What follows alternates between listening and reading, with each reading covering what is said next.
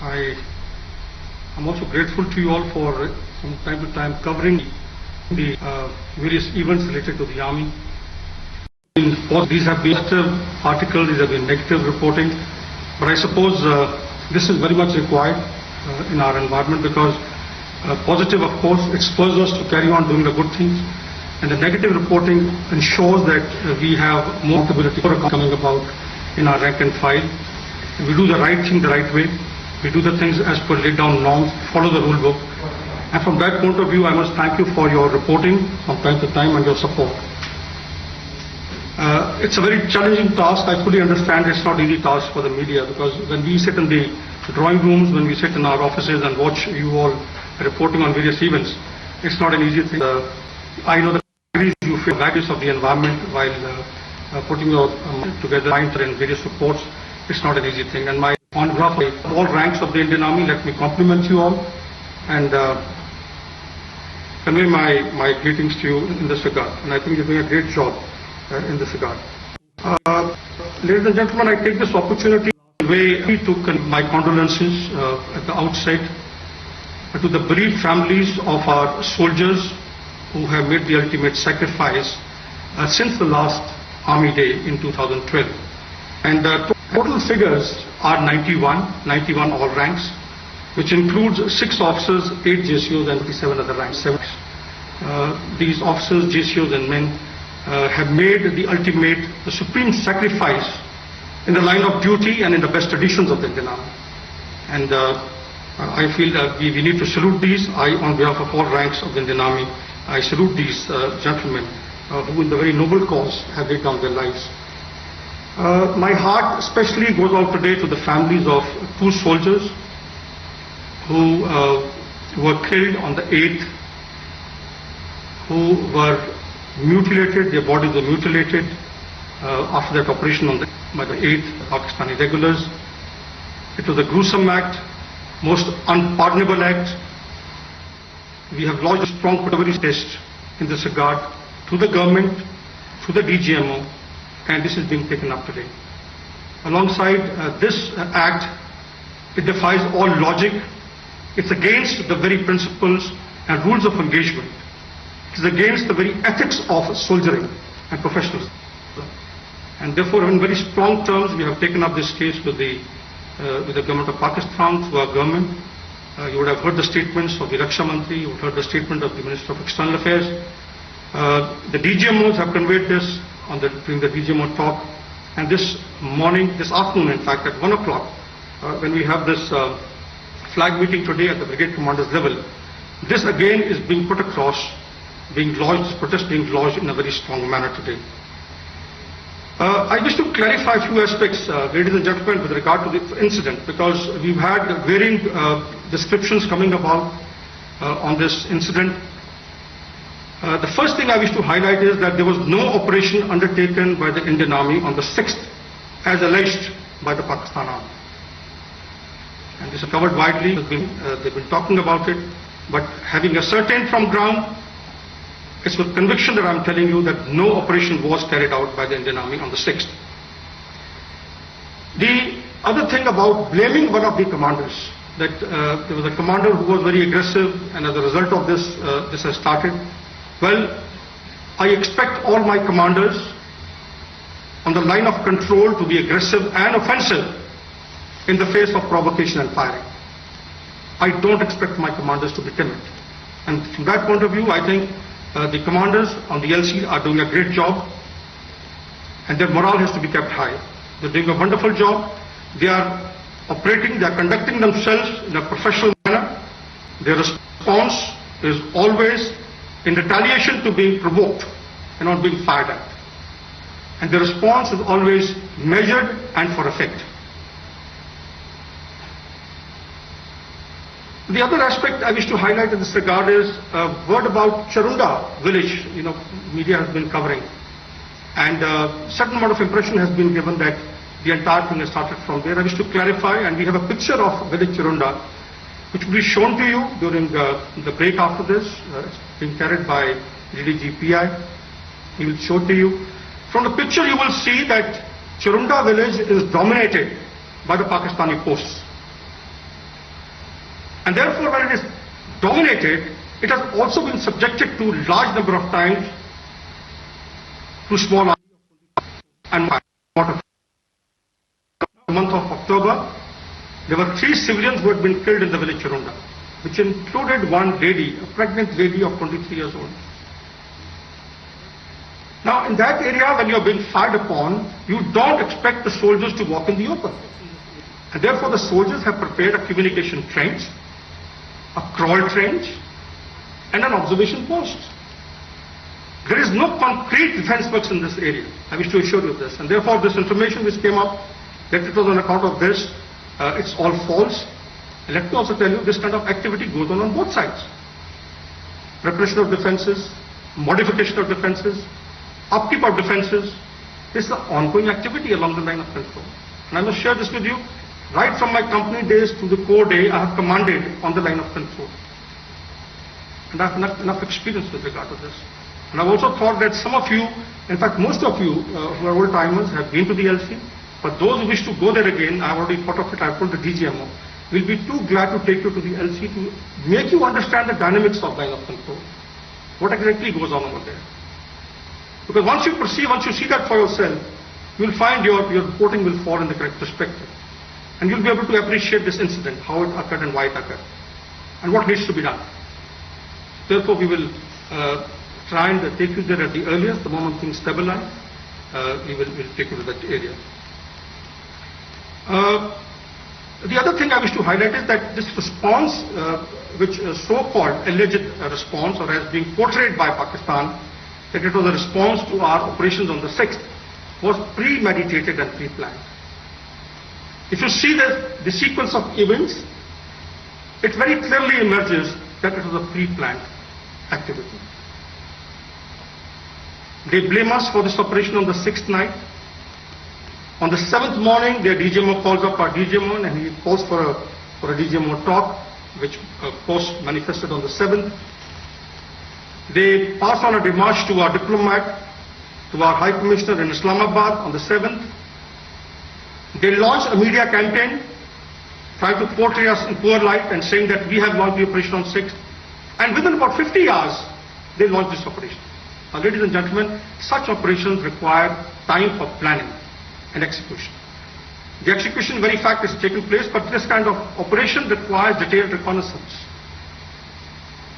And they are blaming us for this in Uri area. The operation has been launched south of Pir Punjab in Mandar area. In other words, their troops were poised for this operation.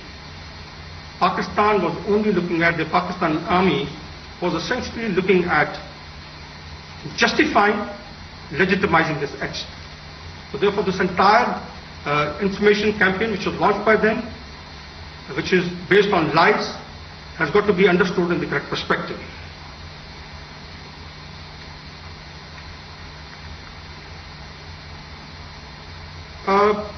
As far as our stance is concerned with regard to this, I must tell you this, that it's an operation at the tactical level.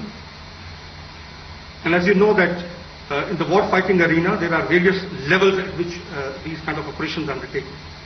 These are tactical, operational and strategic. While yes, this incident has had strategic implication in terms of the beheading of our soldier. That is unacceptable. Militarily, the operation is at the tactical level, but it has got strategic nuances. And therefore, those strategic nuances, our concerns have been conveyed to the government of Pakistan by our government, based on our very strong protest that we launched to the government. At the military level, it's a tactical operation being dealt with by the local commanders. And I wish to assure you that I have given very clear directions in this regard to the Northern Army Commander, that we need to maintain and retain moral ascendancy at all costs. We've got to retaliate to provocation, to firing in a measured manner and for effect. We will uphold the ceasefire as long as the adversary upholds it. But we shall not be passive to being fired at. And therefore, when we are fired at, when we are provoked, we shall respond immediately, and also to acts of this kind, the heinous act which was committed on the 8th in Mandar sector, We reserve the right to retaliate at the time and place of choosing. And from the point of view of aggressiveness and offensiveness, as I said earlier, I expect my commanders, in the face of provocation and firing, to be aggressive and offensive. And therefore, moral ascendancy implies that they understand they are doing a great job, and they must understand that the army hierarchy is standing behind them.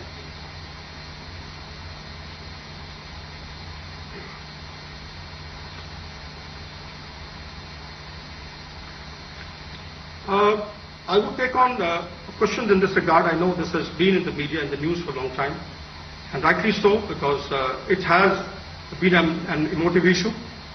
It has hurt all of us. It has hurt the chief, me, and my entire army. It's something we are not at all happy with, and we have just the reason launched a very strong protest.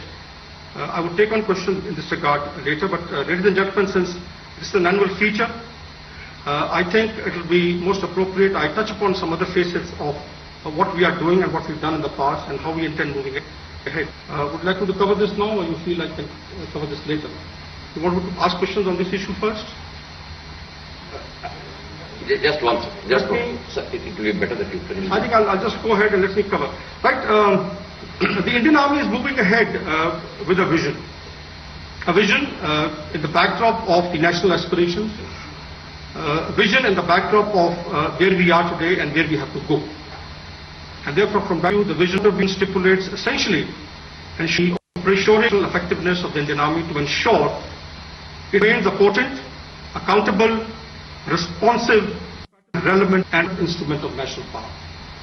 And when I use the word relevant, relevance comes in the backdrop of the national aspirations to remain compatible, to be able to fulfill the national aspirations as mandated by the government from time to time. In this, ladies and gentlemen, we had identified our KRAs. KRAs, the first one being the operational readiness. Operational readiness to ensure that we are able to fulfill our constitutional obligations and mandated tasks. The second was regarding the modernization. Modernization to ensure that we address the hollowness and deficiencies which are there in our combat power. And this not is only in the facet of the physical component of combat power, but also the conceptual and model. I shall touch upon this later.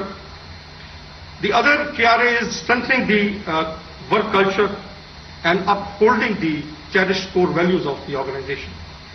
Our core values, which have been highlighted over decades, over centuries, these need to be upheld at all costs, and these are integrity, loyalty, respect, duty, selfless service, courage, and honor. And if you ask me, I can touch upon these later on and tell you what exactly it implies.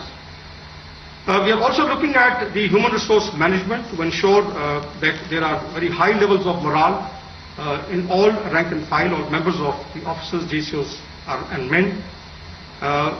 This can only come about if their aspirations are addressed in the correct perspective, and there are initiatives in this regard. I can touch upon this during the question hour. Enhancing the security consciousness, because we had a large number of leaks taking place with regard to our classified documents, to our plans, and I suppose that's a need.